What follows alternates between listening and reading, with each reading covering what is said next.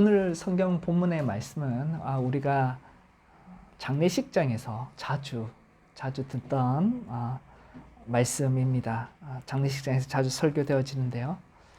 그리고 때때로 다미 선교회, 지난 일이지만 다미 선교회 같은 어떤 비밀스러운 휴거라는 말 자체가 이제 끌어서 올려가는 것인데, 이게 한자어입니다. 휴거가 한자어로 휴거라고 되어 있는 거죠. 비밀스러운 휴거를 주장하는 세력들로부터 그런 사람들로 말미암아 우리가 이 본문에 관심을 때때로 갖기도 합니다. 평소에는 이 본문의 메시지가 우리의 삶에 그다지 연관이 없어 보이지만, 하지만 죽음은 언제나 우리와 가까이 있기에 신자는 죽음과 죽음 이후의 삶에 대해 성경의 가르침을 잘 정리해 두어야 하는 것입니다. 신학적인 용어로는 종말론이라고 할 수 있겠죠. 종말론이라고 하는데, 끝에 대한 이 종말론은 사실은 지금 우리가 어떻게 살아야 될지에 대하여 굉장한 빛을 비춰줍니다. 예를 들면 이거와 마찬가지입니다. 미로 게임 아시죠? 미로를 이제 이렇게 찾아가는 것인데, 입구에서부터 이제 미로 속으로 들어가서 그 가운데 있는 도착점으로 가기 위해서는 수많은 시행착오를 겪게 됩니다. 그 목표점을 가기 위해서는 너무 어려운 시간을 많이 보내게 되는 거죠. 하지만 미로 게임에서 그 도착점부터 반대로 입구 쪽으로 여러분이 그림을 그리기 시작하면 아무런 시행착오 없이 한 번에 들어가게 되는 것입니다. 이것처럼 신자는 끝에서부터 시작해야 합니다. 지금 우리가 어떻게 살아갈 것인가 아니라 우리가 궁극적으로 도달할 그 끝으로부터 출발점으로 시작해서 현재를 비춰볼 때 우리는 바른 길을 찾게 되는 것이고, 달리 말하면 장차 우리가 누릴 하늘의 영광으로부터 그 끝 지점부터 시작하여서 지금 우리가 어떻게 살아갈지를 바라보아야 하는 것, 이 땅의 삶을 구성해 나가야 하는 것입니다. 마지막 때에 이미 죽음을 맞이한 신자들, 그리고 예수님 오셨을 때 살아있는 신자들에게 일어날 일을 우리가 알게 되므로 우리는 죽음 앞에서 덜 두려워하고, 그리고 죽음 앞에 두려워하는 이 세상에서 죽음의 세력을 능히 이겨낼 수가 있고 죽음의 종노릇을 하지 않게 될 것입니다. 사도 바울은 디모데를 통해 데살로니가 교회의 소식을 듣습니다. 그 중에 어떤 소식이 있냐면 데살로니가 교회 성도들 가운데 먼저 죽은 성도들이 있는데 그들에 대하여 마치 소망이 없는 사람들처럼 슬퍼한다, 큰 슬픔을 가지고 있다라는 소식을 듣게 됩니다. 그래서 사도 바울은 데살로니가 교회의 교인들이 이미 예수님이 오시기 전에 죽음을 맞이한 신자들에 관하여 또 그들이 미래에 어떤 일을 겪게 될 것인지에 대하여 알기를 바랬습니다. 바울은 죽음을 맞이한 신자들을 두고 자는 자들이다라고 표현을 했죠. 이것은 구약 성경에도 보면 자는 자다, 죽음을 두고 잠이라고 표현을 합니다. 물론 죽음을 잠으로 이렇게 완곡하게 표현하는 것은 구약 성경과 또 기독교의 전통만은 아닙니다.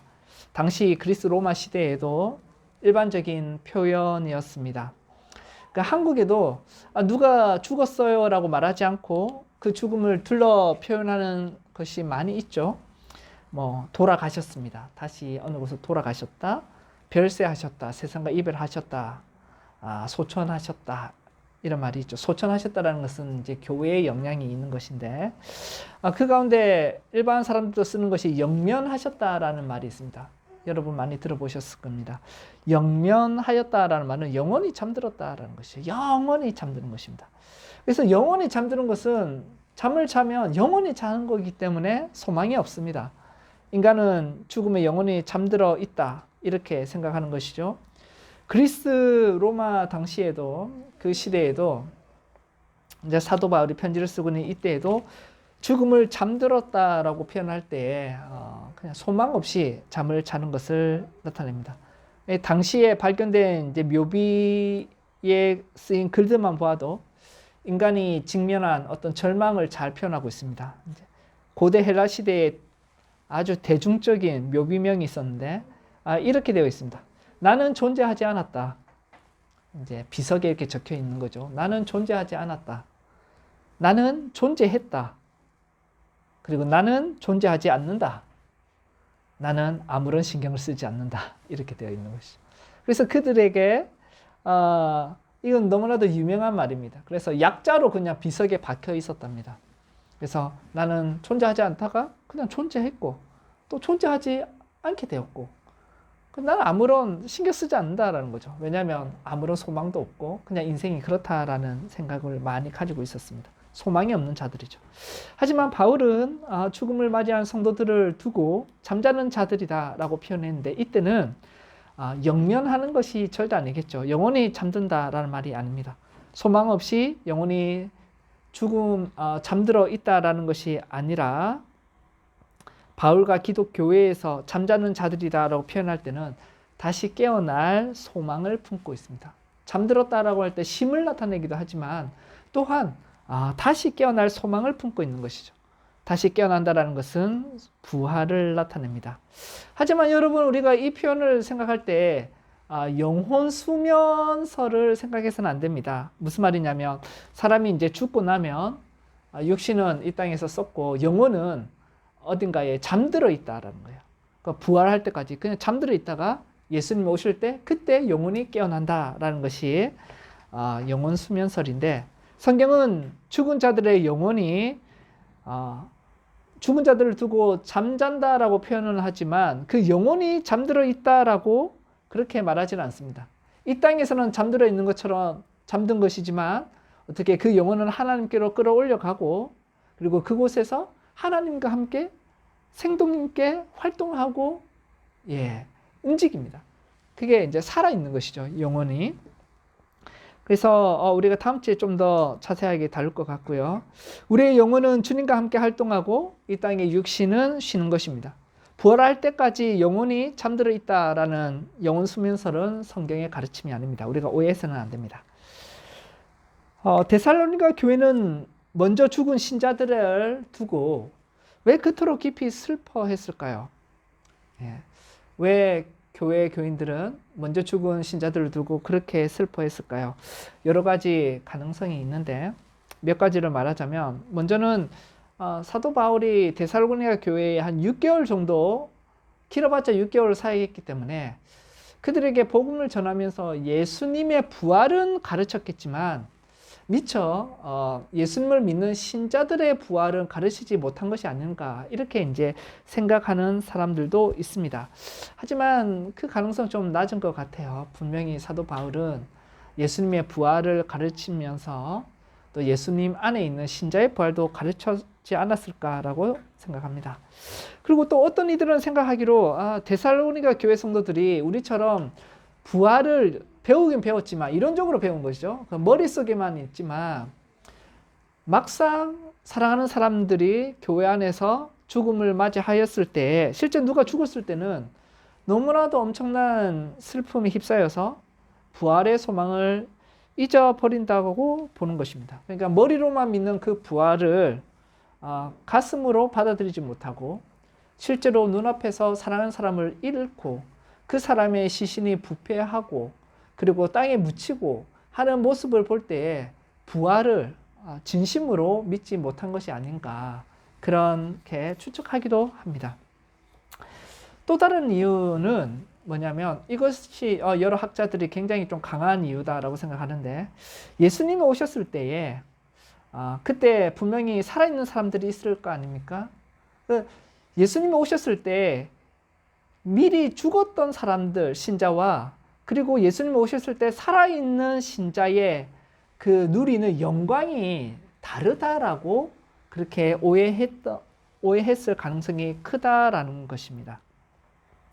그래서 당시에는 데살로니가 교회와 또 사도 바울도 마찬가지고 주님이 곧 오실 거라고 생각하고 있었습니다. 분명히 본인이 살아있는 동안에 예수님이 오시지 않겠나라고 그렇게 생각을 많이 했습니다.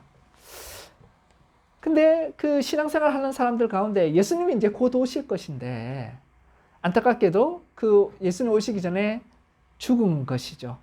순교로 죽든 또는 병들어서 죽든 하여튼 주님이 오시는 영광스러운 그 오심을 살아있는 상태에서 경험하지 못하고 그냥 일찍 죽어버린 것입니다. 그래서 사람들이 주님의 재림을 맞이할 때 살아서 맞이하는 사람들은 주님과 함께 영광스러움에 들어가고 그 이후에 나중에 다 정말 그 영광스러움이 끝나고 나서 조용히 그 다음에 죽은 사람들이 살아나서 부활을 하지 않겠나 이제 그렇게 생각하는 것이죠. 우리가 볼 때 어차피 부활하는데 왜 그리 슬펐을까라고 생각할 수도 있겠지만 그 당시에 사람들에게는 그것이 굉장히 중요했던 문제로 보입니다. 마치 평생 독립운동을 하였고 정말 죽을 고생을 해서 독립운동을 같이 했습니다.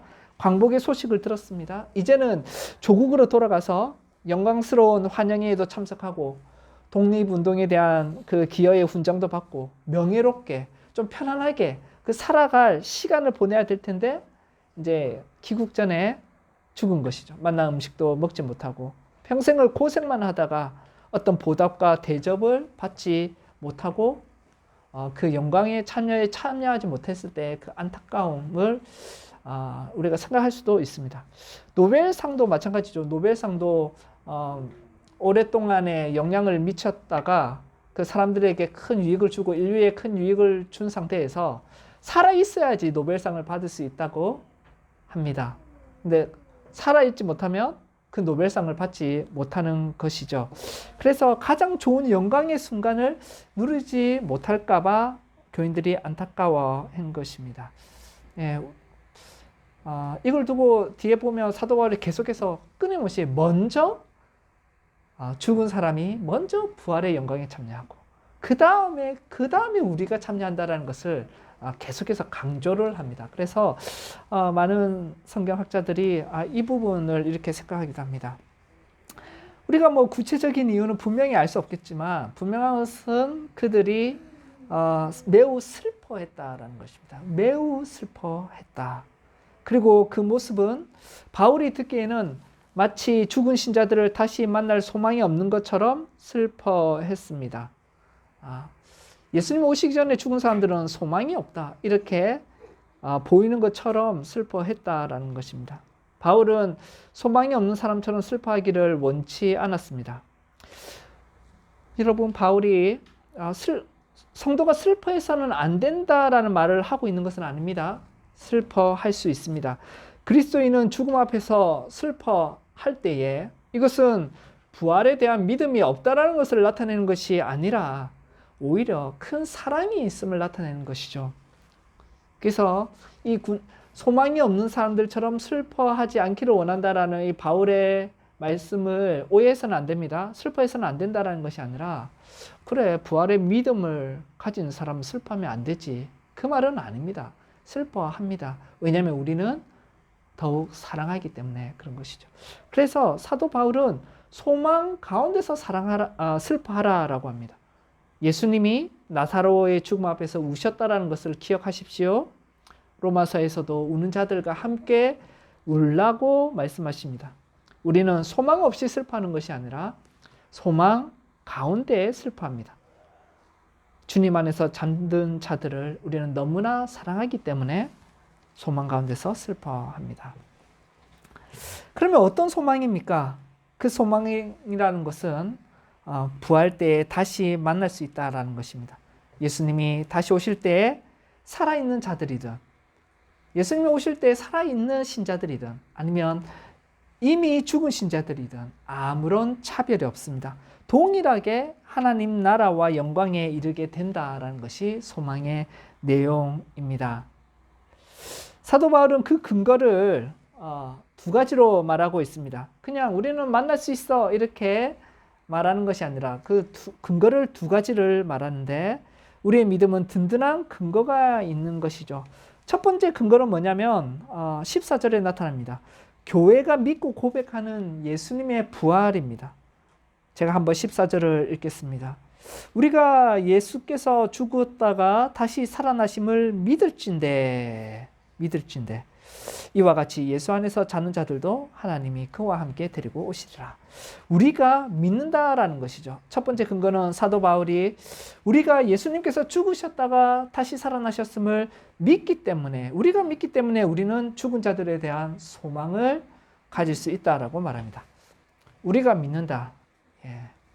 이게 신앙 고백입니다. 신앙 고백. 우리는 믿는다라는 것이죠. 우리가 함께 고백하는 것이 신앙 고백인데요. 이 신앙 고백에 따라 사람의 부활도 믿습니다. 우리는 예수님께서 죽으셨다가 3일 만에 부활하신 것을 매년 부활절에 기념합니다. 그리고 매주일마다 우리는 예수님의 부활을 즐거워하고 사도신경으로 매주일마다 그 사실을 고백합니다.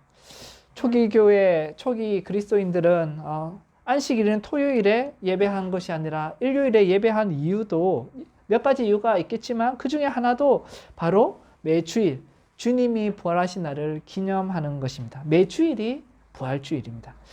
그래서 교회력을 만들 때 제일 먼저 했던 게 성탄절도 아니었고요. 부활주일을 지켰습니다. 성탄절은 나중에 지키게 되는 것이죠. 우리의 믿음의 고백, 교회의 믿음의 고백에 따르면 주 예수님은 부활하셨습니다. 이 믿음의 고백이 예수님이 부활하셨다는 것이 현재의 우리의 삶과 미래의 우리의 삶을 규정합니다. 주 예수님의 부활이 취소될 수 없는 역사적 사실이라면 그 분명하고 확실한 그 사실로 말미암아 우리도 틀림없이 예수님처럼 부활할 것입니다. 사도 바울은 주님의 부활을 두고 신자의 부활을 보장하는 첫 열매다라고 그렇게 말했습니다.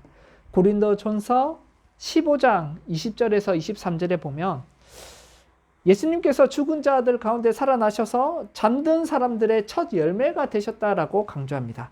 이것은 농업 비유죠. 농사를 짓는 비유입니다.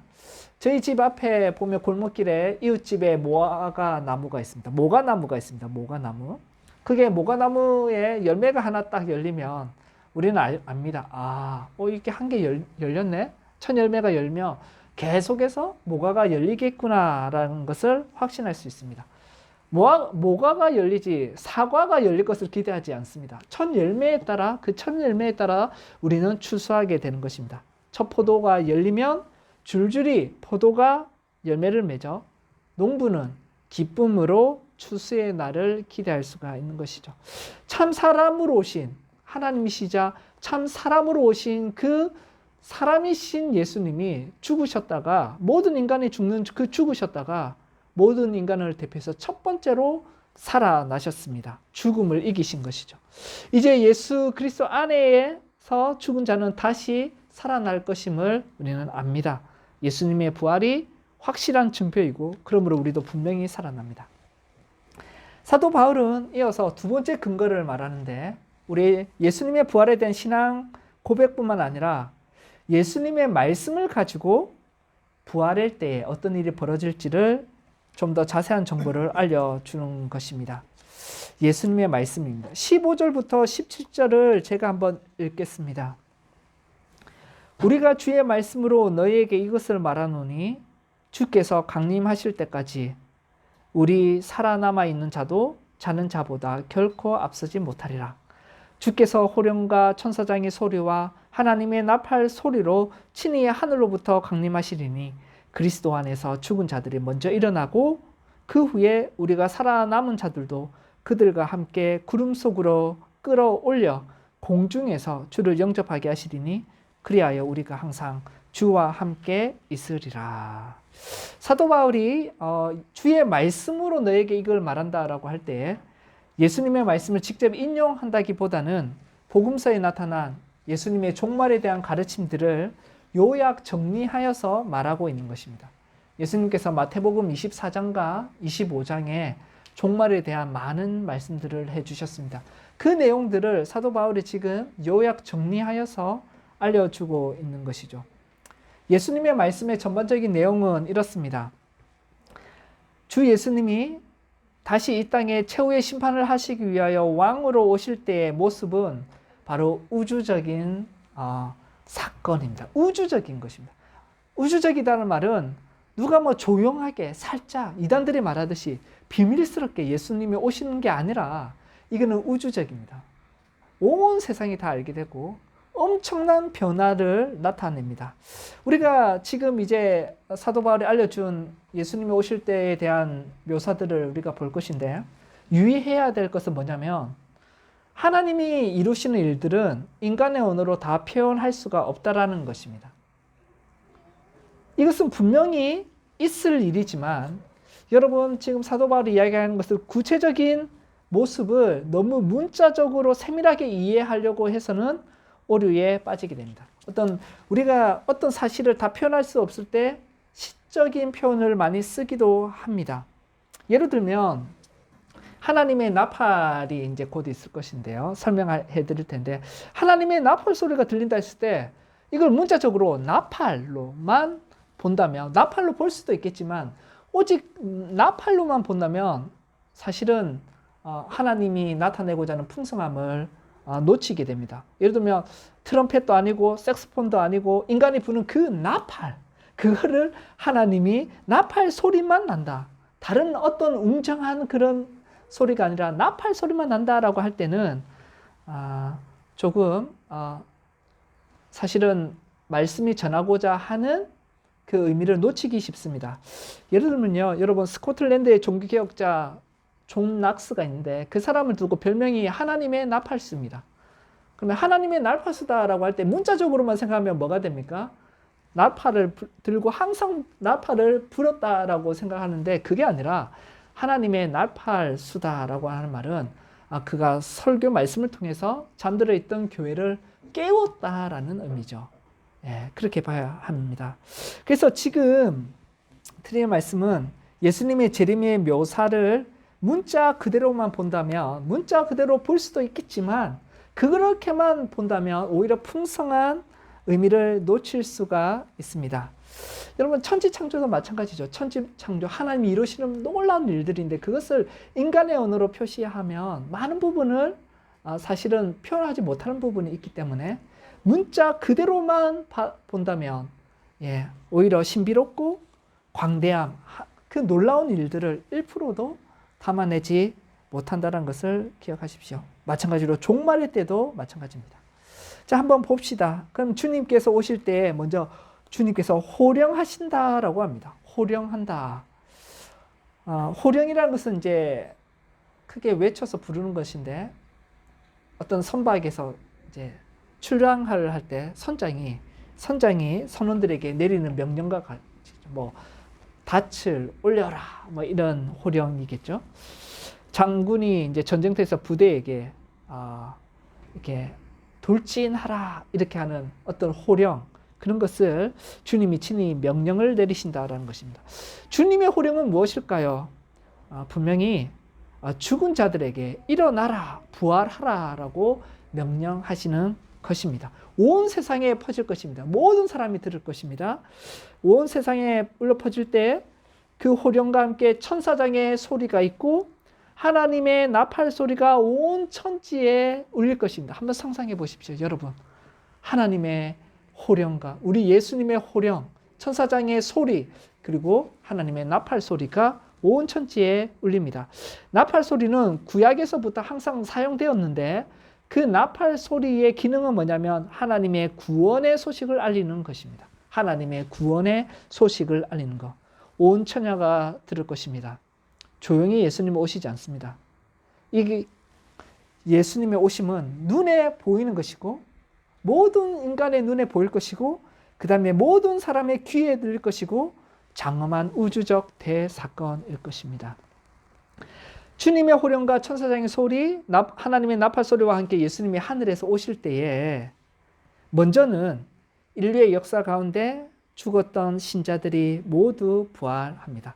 그래서 그들의 영혼은 하나님과 함께 있다가 그 하늘의 거처를 떠나서 그 영혼이 이 지구에서 하나님이 허락하시는 그들의 새로운 부활의 육체와 함께 재결합을 하게 되는 것이죠. 그래서 이 땅에 죽었던 주님의 신자들이 다 부활을 하게 됩니다. 여러분, 그게는 아담도 있을 것이고 노아도 있을 것이고 아브람, 모세, 어린아이들이 보고 싶어하는 다윗, 그리고 신약의 모든 예수님의 제자들, 사도 바울도 그때에 분명히 함께 있을 것입니다. 신실한 종교개혁자들, 루터와 칼빈, 모든 믿음의 성도들, 그리고 이미 죽은, 우리가 사랑하는 믿음 안에서 죽은 우리의 신자들도, 가족들도 다 함께 부활할 것입니다. 이것이 먼저입니다. 그래서 먼저 죽은 자들이 먼저 부활한다라는 것이 주님의 말씀입니다. 그리고 그 부활한 사람들이 살아있는 사람들보다 먼저 주님을 맞이하려고 하늘로 올라갈 것입니다. 그래서 예수님이 오시기 전에 먼저 죽었다고 해서 살아있는 사람들보다 불이익을 당하는 것이 아닙니다. 먼저 우선시 된다라는 것입니다. 그리고 그 후에 이제 살아있는 사람들, 예수님이 오셨을 때 살아있는 사람들은 성경에 따르면 홀연히 변화를 받는다라고 되어 있습니다. 순간적으로 눈 깜짝할 새에 몸이 부활의 몸과 같은 몸으로 바뀔 것입니다. 죽음이라는 것은 이제 몸과 영혼이 분리되는 현상인데, 살아있을 때 예수님이 오시면 아마 살아있는 사람들은 그 죄된 몸이 변할 때에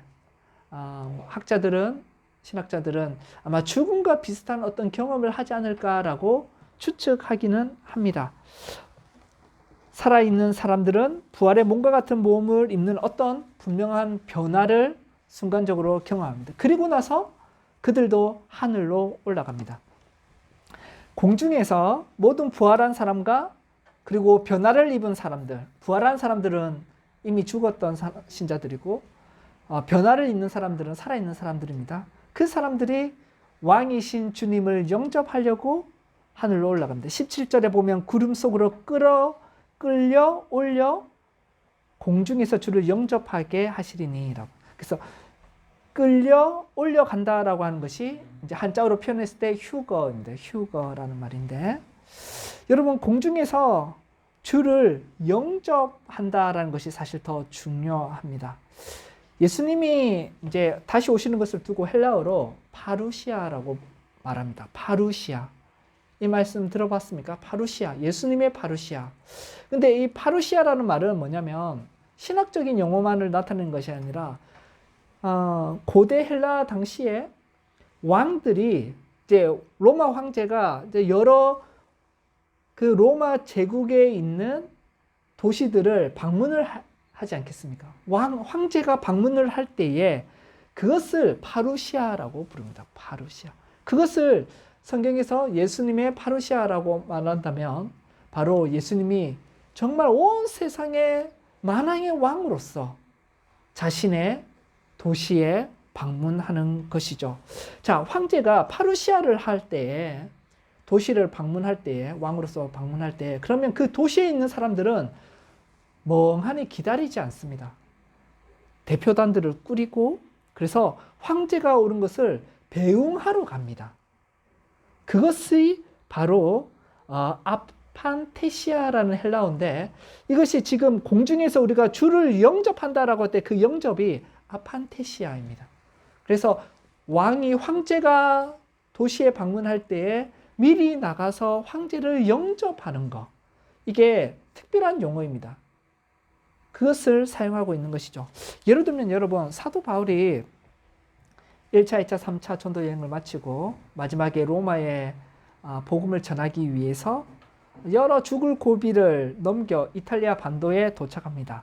그리고 로마 교회를 향하여 갈 때에 로마 교회 성도들이 그 소식을 듣고 가만히 기다리고 있는 것이 아니라 먼 길을 미리 나와서 사도 바울을 맞이하는 것이죠. 이게 아판테시아입니다.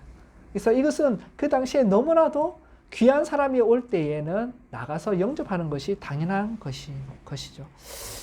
여러분, 이처럼 구름 속으로 끌어올려서 주님께서 하늘로 올라가신 것처럼 다시 오시는데, 그때 우리들이 땅에서 그냥 이렇게 만왕의 왕이 오고 계시는데 그냥 가만히 쳐다보고 있는 것이 아니라 우리는 그분을 맞이하러 올라간다라는 것입니다. 그리고 만왕의 왕을 영접한 후에 그분과 함께 이 땅에 내려오는 것이죠. 그래서 이 땅에는 뭐가 있습니까? 최후의 심판이 준비되어 있는 것입니다. 실제로 왕이 파르시아를 할 때, 고대의 왕이 파르시아를 할 때에 그 도시의 사람들은 또 황제가 오는 것을 준비해서 일부 제수들을 준비합니다. 어떤 사람을 풀어줄지. 그래서 황제가 와서 심판을 합니다. 누구는 풀어줘라, 누구는 그냥 죽여라. 이렇게 하면 거기에서 죽게 되는 것이죠. 이런 최후의 심판이 이루어지는 것입니다. 여러분, 여기서 우리가 생각해야 될 것은, 이것은 우주적 대변혁인데, 소위 세대주의자들이 말하는 휴거랑은 다르다는 것을 기억하십시오. 휴거라는 단어 의미는 똑같지만 세대주의자들이 말하고 있는 휴거랑은 내용이 다릅니다. 그들은 이렇게 말합니다. 여러분, 이게 그들의 이야기를 소설로 많이 쓰기도 했어요. 레프트 비하인드라고 남겨진 사람들. 그 영화도 있습니다. 니콜라스 케이지가 출연한 영화들인데 엄청 재밌습니다. 그들의 내용은 이것입니다. 갑자기 어느 순간에 온 세계가 난리가 났습니다. 비행기가 추락하고요. 왜요? 그 비행기의 조종사가 옷만 입고 사라져 버린 거예요. 또 자동차가 막 사고를 냅니다. 운전하던 사람들이 어떤 사람은 남아있는데 어떤 사람은 사라져 버리는 것이죠. 학교에 또 집에서 사람들이 사라졌습니다. 그래서 그 레프트 비하인드라는 영화에 보면 한 남편이 일어났는데 비행기 조종사로서 바람도 피고 막 이렇게 사는 사람인데 집에서 일어났는데 아내가 없고 딸이 없는 거예요. 교회 다니는 아내가 없고 딸이 없는 거예요. 옷만 있는 거예요. 그래가지고 급히 교회로 막 갑니다. 교회 가니까 교회에 성도들이 아무도 없습니다. 목사만 남아 있습니다. 그래서 목사는 십자가를 보면서 한탄하고 있습니다. 예수님 내 이럴 줄 알았습니다. 하면서. 그래서 진짜 믿는 사람만 사라지고 그 다음에 나머지 사람들은 남겨져 있는 겁니다. 그래서 예수님이 오실 때에 진짜 믿는 사람만 하늘로 올라가서 예수님과 그 하늘에 있습니다. 공중에 있고 이 남아있는 사람들, 이렇게 나일론으로 믿었던 사람들, 또 불신자들은 이제 뭐가 되냐면 7년 대환란을 겪는 것입니다. 예. 그래서 엄청난 고통을 겪다가 거기에서 그나마 회심한 사람들이 있겠죠. 그러면 7년 대환란이 끝나고 나서 예수님이 휴거했던 사람들과 함께, 비밀스럽게 휴거했던 사람들과 함께 이제 공식적으로 내려와서 예수님의 나라를 딱 펼치면 그 적그리스도를 대상으로 해서 이제 악의 세력들이, 온 지구의 세력들이, 나라들이 연합을 해서 예수님의 나라와 어떻게 전쟁을 하게 되는 거죠. 그게 아마겟돈. 그리고 그것을 물리치고 그 예루살렘을 중심으로 해서 거기서 예수님의 나라가 1000년이 계속된다라는. 이게 세대주의자들이 이야기하는 건데 그것을 많은 사람들이 믿고 있습니다. 지금도 종로 뭐 4가 5가에서 뭐 666 무슨 이렇게 뭐라고 할까요? 무슨 코드, 그러니까 무슨 베리칩 이런 거 말하는 사람들 전부 다 거기에 관련된 사람이고, 실제로 미국 사람들은 종말을 이렇게 생각하는 사람들이 많이 있습니다. 세대주의자들이. 왜냐하면 소설 자체가 12권으로 되어 있습니다. 12권으로 나왔단 말은 그만큼 잘 팔렸다는 말이죠. 한국에도 다 번역도 되었었고요. 영화도 있고 많은 사람들이 그렇게 믿고 있습니다. 근데 성경은 그걸 그렇게 말하지 않습니다. 이거는 우주적으로 단 한 번에 온 성도가 지금 공중에 올라가는 것은요, 다른 게 중요한 게 아닙니다. 왕 대신 왕을 맞이하러 가는 것이지 7년 대환란을 피하기 위해서 가고 이런 것이 아닙니다. 모두가 알게 되는 것입니다. 그래서 비밀스러운 휴거는 없다. 한 번의 전 우주적인 대사건임을 기억하십시오. 오늘의 말씀을 결론 및 적용해 보겠습니다. 18절에 결론이 나옵니다. 그러므로 이러한 말로 서로 위로하라. 그러므로 이러한 말로 서로 위로하라. 오늘의 말씀은 종말에 대해 예수님이 재림하실 때의 어떤 구체적인 세부적인 상황을 알려주는데 목적이 있는 것은 아닙니다. 위로하는 데 목적이 있습니다. 앞서 말씀드린 대로 대우주적인 변혁이 일어날 때에 이루어질 그 하나님의 신비롭고 놀라운 큰 일들은 인간의 언어로 표현한 데는 한계가 있습니다. 마치 여러분 하나님 만들어 놓으신 신비로운 무지개를 사람이 그리면 고작 7가지 색깔로 밖에 표현하지 못하겠죠. 그리고 인간이 그린 그 그림을 보고 문자적으로 무지개 색은 7개다. 그렇게만 우긴다면 빛의 신비를 다 놓쳐버리게 되는 것입니다. 사도 바울이 말하고자 하는 중점은 예수님 오시기 전에 죽었다 할지라도 예수님이 오실 때 살아있는 사람들보다 어떤 불이익을 당하는 것이 아니다라는 것이에요. 동일하게 예수님이 오실 때 먼저 죽은 사람이든 살아있는 사람이든 동일하게 하나님의 영광에 참여합니다. 오히려 그들이 먼저 어떻게 해요? 부활의 영광에 참여하는 것이죠. 우리는 영광스러운 주님의 파루시아를 기다립니다. 왕의 귀환입니다. 오늘 말씀을 듣고 잠자리 들기 전에 상상해 보십시오. 주님이 오실 파루시아의 그 모습, 그리고 우리가 모든 성도들이, 부활한 성도들, 새로운 몸을 변화입은 성도들이 그 왕을 맞이하려고 온 세계의 사람들이 하늘로 영광스러운 주님을 영접하러 올라가는 그 사건을 여러분의 마음에 새겨 보십시오. 잠들기 힘들 것입니다. 너무나 벅찬 감격이 우리에게 있기 때문에 그런 것이죠. 하나님이 그들과 함께 계실 것이고 그때에 우리는 하나님의 백성이 되고 하나님은 친히 우리와 함께 계시기 때문에 우리의 모든 눈물을 닦아주시고 다시는 사망이나 애통이나 곡하는 것이 없는, 아픈 것이 다시 없는 그러한 새하늘과 새 땅에서 우리에게 영생을 주시는 것입니다. 여러분, 주님이 온 세상을 깨우시면, 그리고 영광 가운데 오실 때에 주님의 백성들은 새로운 몸을 입고 우리는 영광의 왕을 영접하러 나아갈 것입니다. 새하늘과 새 땅에서 영원토록 우리는 왕노를 할 것입니다. 우리 여러분 모두가 함께 하기를 간절히 바랍니다. 이런 말로 우리는 서로 위로해야 합니다. 우리가 세 가지 적용해 볼까요? 먼저는 신자는 죽음의 두려움보다는 부활의 소망이 크다는 사실을 기억하십시오. 우리가 서로 위로하면서 신자는 죽음의 두려움보다 부활의 소망이 훨씬 크다. 여러분, 지금은 아니더라도 우리는 언젠가 사랑하는 사람을 죽음으로 잃을 것입니다. 이것은 너무나도 피할 수 없는 일입니다. 어쩌면 이미 잃고 그 아픔이 세월이 지나도 깊은 그리움으로 남아있어서 슬픈 나날을 보내고 있는 우리의 형제들도 있을 것입니다. 하지만 소망 없는 자 같이 슬퍼하지 말고 소망 가운데서 슬퍼합시다. 죽음이 끝이 아니라 잠시 심이라는 것을 우리는 믿습니다. 잠드는 것입니다. 사랑하는 이를 떠나보낸 그 자리에서도 예수님께서 다시 오신다라는 약속을 우리는 붙들길 바랍니다. 죽음은 성도의 마지막 적이 아니라 부활로 나아가는 잠시의 문턱일 뿐입니다. 그리고 우리의 부활은 너무나 확실합니다. 두 번째로, 교회는 서로 위로해야 합니다. 교회는 서로 이 말씀으로 위로해야 합니다. 신학대학원을 다닐 때 한 전도사님이, 나이가 지긋한 전도사님이 계셨습니다. 호주에서 그의 일생을 사셨습니다. 호주에서 주재원으로 이렇게 가셔서 거기서 이제 정착하시고 사업을 하시고 또 선교를 위해서 큰 일을 하셨던 전도사님이 계셨습니다.